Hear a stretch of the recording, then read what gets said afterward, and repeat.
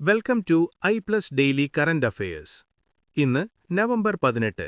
ഇന്നത്തെ പ്രധാന ആനുകാലിക സംഭവങ്ങൾ നോക്കാം.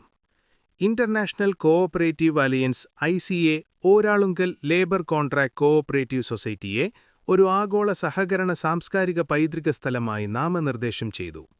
സഹകരണ സ്ഥാപനങ്ങൾക്ക് പ്രാധാന്യമുള്ള 31 ആഗോള സൈറ്റുകളിലൊന്നാണ് ULCCS. ക്വാലാലംപൂരിൽ നടന്ന കോമൺവെൽത്ത് ചെസ് ചാമ്പ്യൻഷിപ്പിൽ പെൺകുട്ടികളുടെ അണ്ടർ-12 കിരീടം കേരളത്തിന്റെ ദിവി ബിജേഷ് നേടി. ചാമ്പ്യൻഷിപ്പിൽ ഈ 10 വയസ്സുകാരി 9 റൗണ്ടുകളിൽ നിന്ന് 8 വിജയങ്ങളും 1 സമനിലയും നേടി തോൽവി അറിയാതെ 8.5 പോയിന്റുകൾ നേടി ഫിനിഷ് ചെയ്തു. അടുത്ത വർഷം മുതൽ രാജ്യത്തുനിന്ന് പുറപ്പെടുന്ന വിമാനയാത്രക്കാർക്ക് ഗ്രീൻ ഫ്യൂവൽ ലെവി ഏർപ്പെടുത്തുന്ന ലോകത്തിലെ ആദ്യത്തെ രാജ്യമായി സിംഗപ്പൂർ മാറി.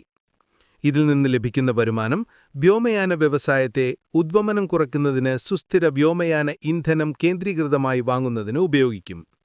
ഡെയിലി കറന്റ് അഫയേഴ്സ് ലഭിക്കാൻ ഇപ്പോൾ തന്നെ ചാനൽ സബ്സ്ക്രൈബ് ചെയ്യൂ.